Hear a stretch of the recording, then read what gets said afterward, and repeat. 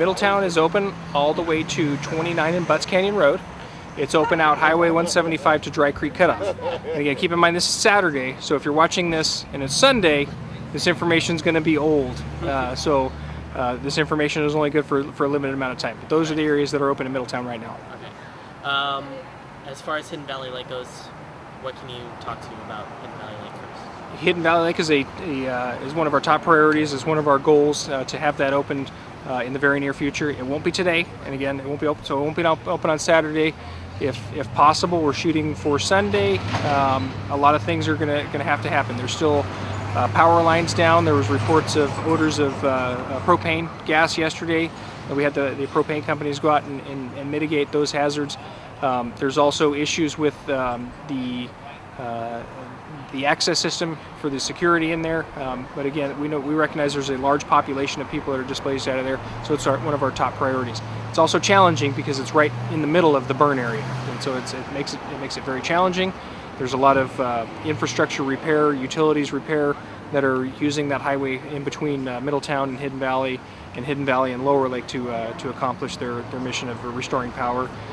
And bringing thousands of people in at once is really going to hamper that and make it a longer process than it needs to be.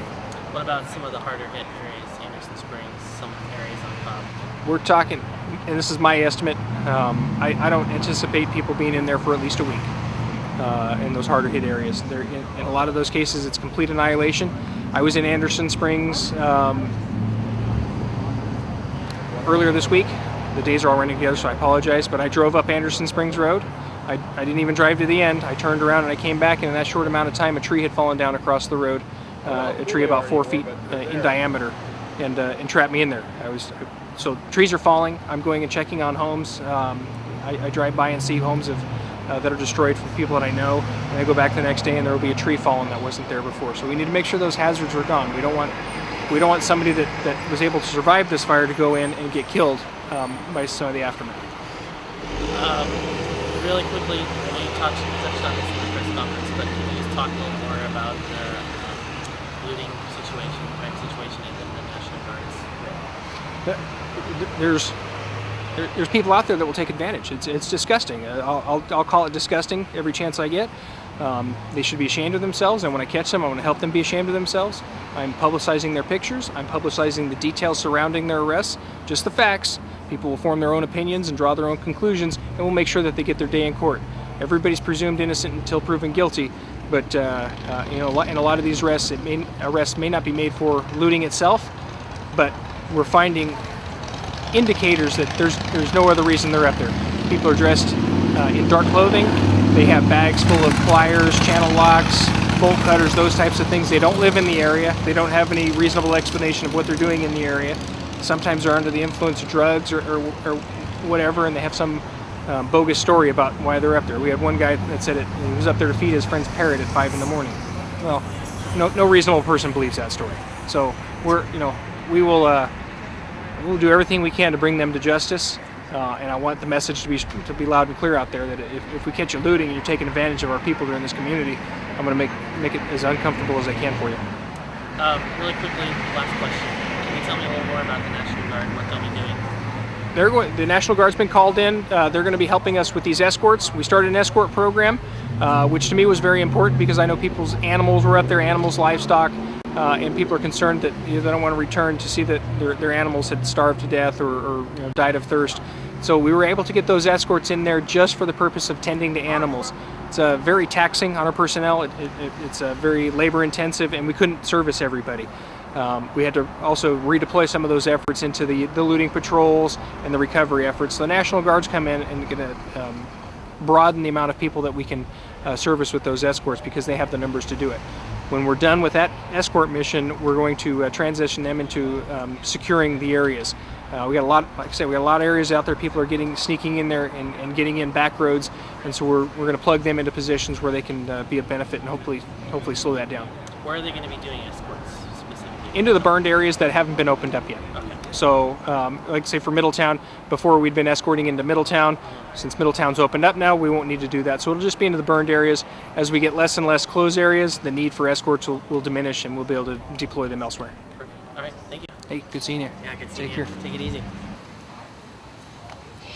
Good afternoon and welcome to our daily 1 p.m. press briefing on the Valley Fire here in Lake County. My name is Jill Rasika. I am the Public Information Officer for Lake County as well as the Lake County Office of Emergency Services. And we'll go ahead and start today with Rob Brown, Lake County District Supervisor, District 5 Lake County Supervisor. Thank you for coming. First of all, at this hour, a week ago, is when our lives were changed forever on this mountain. I remember getting the notification that there was a plume of smoke on Cobb, not really knowing just how serious it was, obviously, at that time, but it didn't take very long to realize just how serious this was and how many lives had been touched forever, including ours at the county. So I'm glad that finally we're seeing some neighbors that have begun to return home to their homes in last night, and then others beginning to return home to Middletown today. I'd like to thank CAL FIRE responders for checking on dousing hotspots in Middletown this morning, which required CAL FIRE to sift through smoldering debris. Both the County of Lake and CAL FIRE want to ensure that returning residents, that their areas are safe. Repopulating currently, we'll get into that a little bit more, but Middletown, Twin Lakes, and then we're working on a few areas. Hidden Valley, there's a plan in place to work on that. CAL FIRE will be speaking to that in a little bit. Some of the areas north that weren't evacuated, but there were road closures, we're working on those as well to get residents back into their homes that weren't evacuated, but they were affected by the road closures. Garbage and debris information. Disposal of food is a #1 priority. Please put it in the appropriate trash bins. Trash bins will be picked up approximately 3 days after repopulation. 20 dumpsters will be strategically placed in the neighborhoods. These can be used for large items such as broken fences and fire-damaged products. Dumpsters will be attended by volunteers to ensure that only appropriate items are disposed in these dumpsters. Household hazardous waste items such as paint and other cleaning products will not be accepted in the dumpsters. A household hazardous waste sweep through the neighborhood at no cost to the residents will be announced soon. More information about this can be found at debris removal, and trash disposal can be found on www.lakecountylac.com. Make sure to read all press releases on the website for information. There's also a toll-free call-in number at 1-800-325-9604. And again, the neighborhoods that have been affected, it's broad spread, it's just not one. It is Lake County. We are one community, but it's going to take time and it's going to take some phasing in for Middletown, Hidden Valley, Cobb, the different communities on Cobb, Anderson Springs, and parts north of Cobb. We're working on those diligently to make sure that people get back into their homes and get back into their communities as quickly as possible. Thank you for your cooperation, your patience, your understanding.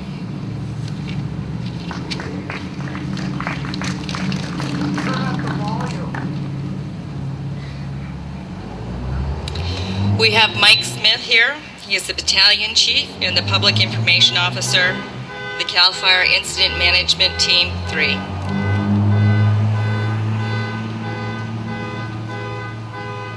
Good afternoon. There are just a couple short things I'd like to speak on today, and first of all, the size and containment of this fire.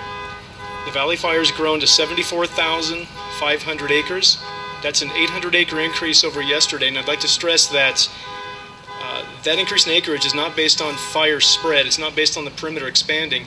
It's based on firefighters on the ground burning out areas between existing lines and constructed lines to make patrol and mop-up easier and faster. Although the fire has grown by those 800 acres, the containment percentage has now reached 48%, and we expect additional increases in not only the hours to come, obviously, but the days to come. There are just over 4,200 firefighters working on the lines now. That's an increase from yesterday. That includes 442 engine companies, 23 helicopters and 2 air tankers, 94 hand crews, and 62 dozers. Second, we've heard a lot of concern from the community about what some of our friends in the community are returning home to. And we all know that many of our neighbors have lost their homes.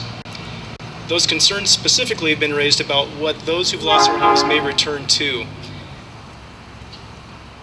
I just want to make this clear that we understand that there are things, although maybe those homes have been razed, there are things there that are valuable and precious to those residents, to those homeowners, and the members of this community.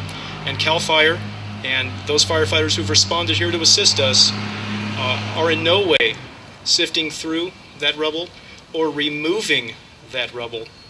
Because again, we understand there are things there that are still of personal value to the people who own those homes, the people who are from this community and love this community also.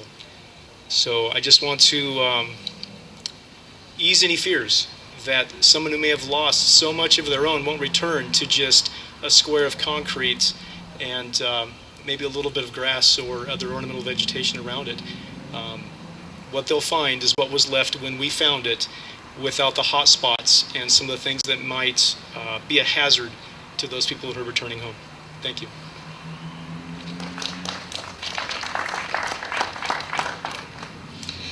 I would like to introduce the Lake County Sheriff, Brian Martin. Good afternoon. I'll echo the sentiments of Supervisor Brown and what a tragedy this is. It's affecting our community, there's been a lot of grieving going on, and we're in the process of dusting ourselves off, picking ourselves back up, and getting back home. We've started the repopulation process, as the battalion chief discussed, and we understand there's going to be several areas that we're not going to be able to repopulate anytime in the very near future because of ongoing fire suppression efforts, ongoing safety issues, and ongoing issues with access and utility repairs. We are conducting escort operations for people that aren't able to return into those areas, where you'll be paired up with either a deputy sheriff, a mutual aid law enforcement officer. Can you hear me over there okay? Okay. And as of yesterday, we've also called in a company of National Guard military police officers to help us out, who will also be assisting in providing escorts to make sure that people can get home. As the battalion fire chief said, we'll help you with all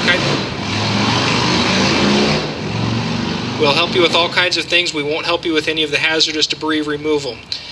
I want people to understand that when you are returning to these areas, it is still a dangerous area. Just because the fire is out, just because the smoke is gone, doesn't mean that the hazards are gone.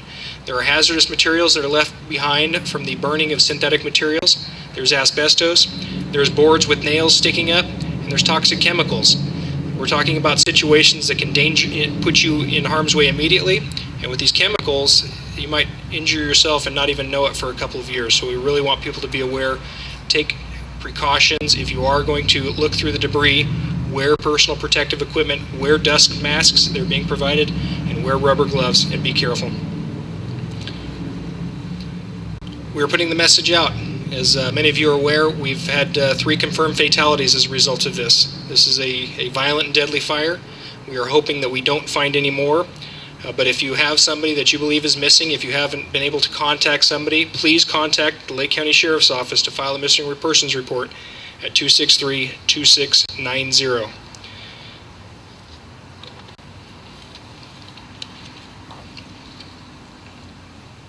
We continue our looting patrols through the day and evening hours.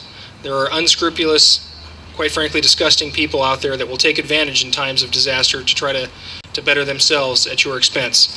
We are making arrests almost on a nightly basis of people who are getting themselves into the area, dressed in dark clothing, carrying grinders, bolt cutters, pliers, and other types of burglary tools, carrying drug paraphernalia, and we're making those arrests. I've said it before, they should be ashamed of themselves, and I'm going to do everything I can to help them be ashamed. The names and pictures, as well as the circumstances surrounding their arrests, will be made quite public, and we'll be sure that they have their day in court.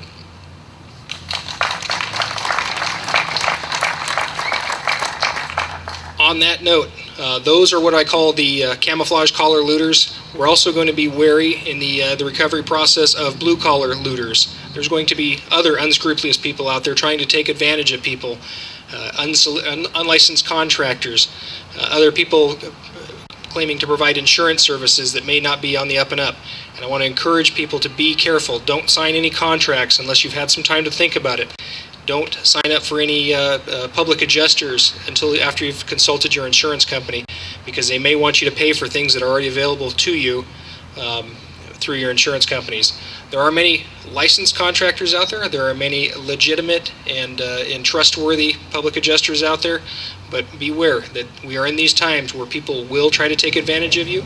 Make sure that if you're making donations to the Valley Fire Relief, that it's going to reputable sources and that your dollars will go where you intend them to go. Thank you.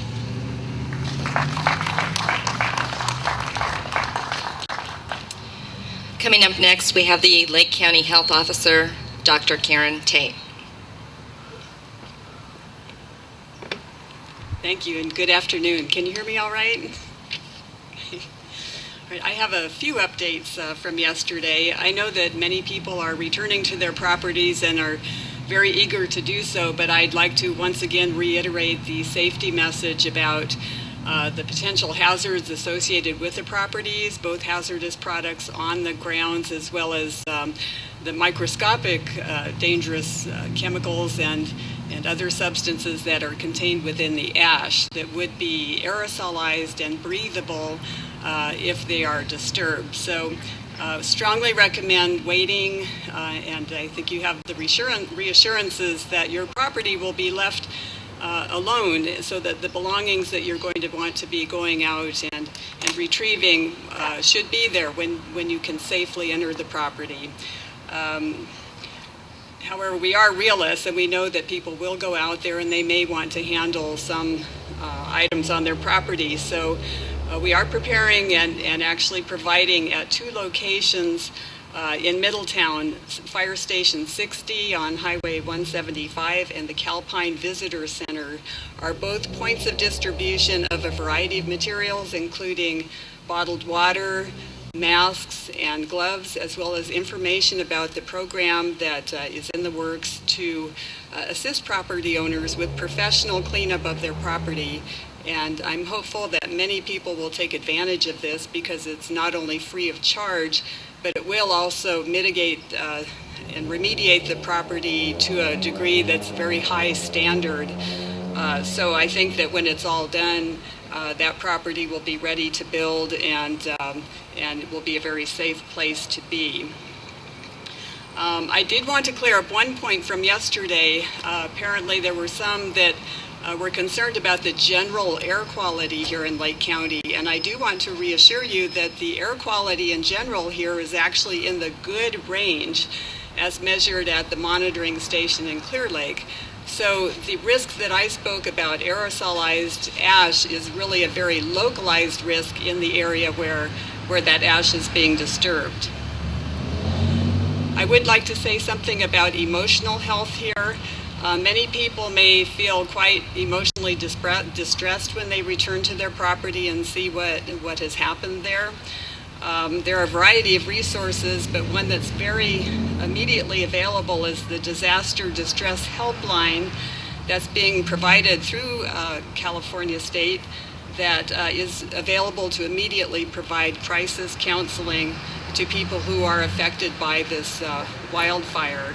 And the number for that crisis helpline is 1-800-985-5990. In addition, there is a local assistance center now open in Middletown at the Senior Center, and a shelter has opened at the Twin Pines Casino in Middletown as well. And I'll finish by just making a point about food spoilage and correct some misinformation that has apparently gone around on social media. It is not necessary to throw away appliances that contain spoiled food. Surely after all this time, the food that's in a refrigerator or freezer needs to be disposed of, and Supervisor Brown did speak to those resources available to receive that spoiled food.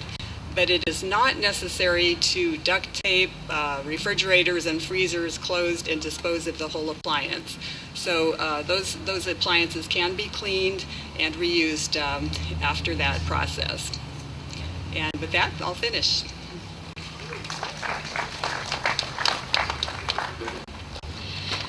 We have the Coastal Regional Administrator from the California Governor's Office of Emergency Services, Jodi Travis. Good afternoon. Again, I want to thank you all, of course, for getting our important messages out to the community at large. As you know, in the early hours of this catastrophic incident, many of the community members had just a few minutes to get out, and they were spread, honestly, all over the area. Some went down to Calistoga, some went out to State here County, in the county, and some went out to Mendocino. But one of our biggest challenges, of course, is making sure they get the important messages they need to come in and come home. Our top mission today is to ensure those that have been impacted by this fire can come home safely. It's hot, as you can see, and as many have mentioned, our Public Health Officer, Dr. Tate, our Sheriff, Brian Martin, and CAL FIRE, it's very critical that people adhere to the safety messages and, of course, the guidance that is provided by our law enforcement, including our California National Guard troops that are here to support law enforcement mutual aid. California, of course, has been here since day one to support the community. We want to thank our tribal nations, specifically Big Valley Rancheria, as well as the Millitown Pomo Band of Indians who oversee the Twin Pines Lodge. As Dr. Tate mentioned, we've opened an American Red Cross shelter. We do have the American Red Cross shelter here today if you have any questions about that shelter. The idea, of course, is that when people are escorted back in and they do find that their property has been destroyed, we want to be able to immediately provide the assistance they need. That included, again, a place to sleep, food, medications, mental health services, and of course, food. So people do not have to stay at the shelters. Of course, they've found alternative methods around the area. But our goal, of course, is to put a shelter, and of course, an appropriate shelter given the myriad of possible needs that people have. So again, some homes have been destroyed, some have been damaged, but we're absolutely working together in an integrated and synchronized format to make sure that the right services are available to everybody. We're making sure everybody is hydrating. We put 1 gallon per person per day. I think we put 50,000 gallons of water out there distributed to key locations. The Home Depot donated 50,000 gloves and masks that were put out into these points of distribution. We are currently working with the donations management team to sort of get a handle on all the in-kind donations. There's been a tremendous outpouring of support with in-kind donations. We're going to be gathering that all up as people repopulate. And once we gather all of those in-kind donations, they will be sorted and sifted and then put back out into the community so they can access those critical donations. We have, of course, the North Coast Opportunities handling all the volunteer management. If people still wish to volunteer, they can sign up on that website. Thank you, Dr. Tate and Sheriff, for bringing up the local assistance center that's online for Lake County. Of course, financial donations are probably the #1 way we can help people here. We also have the Lake County animal care shelters that are still open and taking calls for people that need assistance there. Make sure not to leave animals in cars. It is hot here. We have the Salvation Army who's supporting the Red Cross. And we also have, of course, resources for those with special needs at the Twin Pines Lodge. So again, I want to thank the community members and volunteers and all the donations. We are here to help. And again, I'm Jodi Travis. I'm with the state of California, and I want to thank all of our partners here who've been on the ground supporting, many of whom have not been called out. Oh, I should add that the Napa County Sheriff today did a pre-screening of the various folks that were down in the Calistoga shelter, and they were actually given placards to help with the safe transportation and coordination of the repopulation. So again, thank you very much.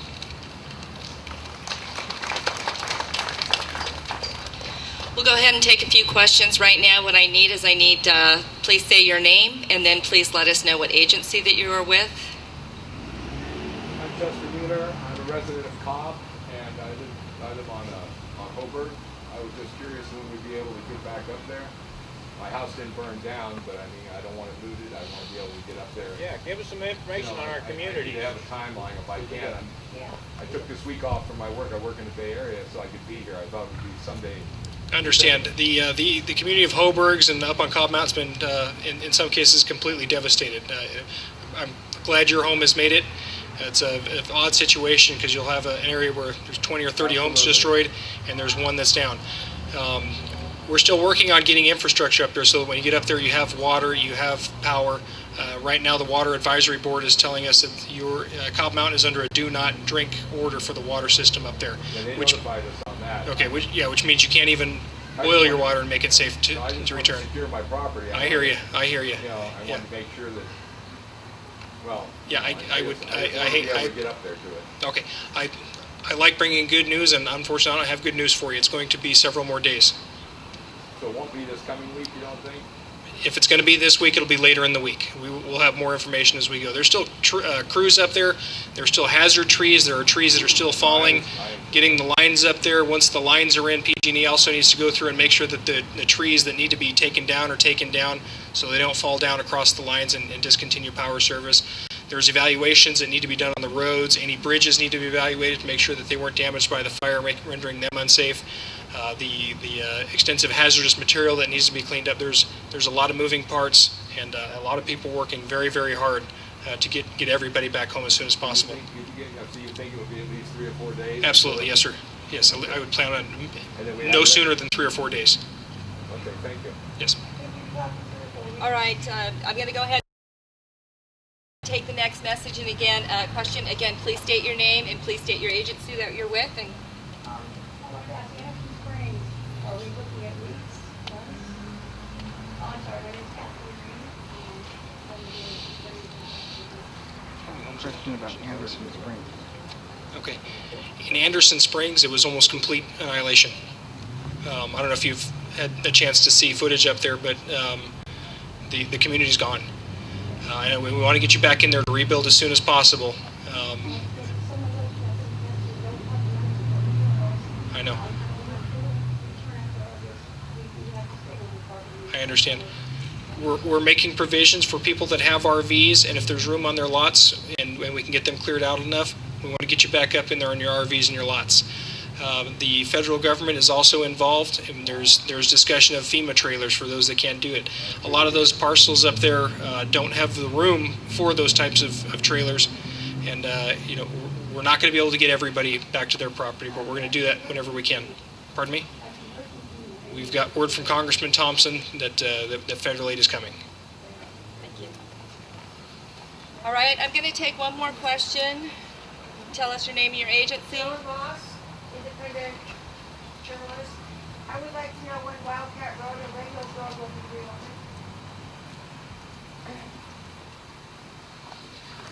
Anyone that has specific questions about a specific neighborhood, once this press conference is over, I'll be happy to take more questions regarding that, and I'm sure Sheriff Martin will. And we do have some information for you on some of those areas, but we'll visit that offline afterwards, if that works. Thank you. One more question, sir. Jeff Pierce, KRON TV. Sheriff, you've brought in, or the National Guard has come in. What is their role exactly going to be? Will they be, and in addition to that, what kind of strain has been placed on your department through this? And have you been working huge hours of overtime? Oh, yeah. Yeah, without a doubt. The National Guard's role is a humanitarian service mission. It's there's going to be a law enforcement component of it, but I spoke with the commander of the National Guard unit, who happens to be a police chief in a Northern California city, and he fully understands that this is not a military operation. It's a humanitarian relief and humanitarian service operation. Their role is going to be escorts starting today. Once we get people escorted in there to take a look at their property, they're also going to transition into helping us with road closures and barricades. It's been very taxing on our local resources. On any given weekend, we might have 5 or 6 deputy sheriffs throughout the county. And as Supervisor Brown spoke about, at 1:30 last Saturday, I was on my way to my son's football game, and I saw the plume of smoke. And we've been going nonstop ever since. Tireless hours. I don't think there's any deputy sheriffs that have worked less than 12-hour shifts every day since that time. A lot of us are working 16, 18-hour days and coming back, and it's very taxing. We are committed and dedicated to doing that, but also please understand that that can only go on so long. So we are calling in extra resources, not only from the National Guard, but from our surrounding law enforcement agencies. They've been sending in deputy sheriffs, police officers from the Bay Area, from our immediately surrounding communities, and we're also getting help from even further away, recognizing that this is going to be a long, extended operation. This isn't the type of thing, we're here a week later, this isn't the type of thing where it happens and within a week things are back to normal. We're talking months and possibly years worth of recovery efforts. There will be a press briefing tomorrow at 1 p.m. I'd like to encourage everyone to go to www.lakecountylac.com. We are uploading all our most current information there on a regular basis. We will go ahead now and have folks here to do some breakouts. So if you have questions for them, I want to let you know we have some great people here.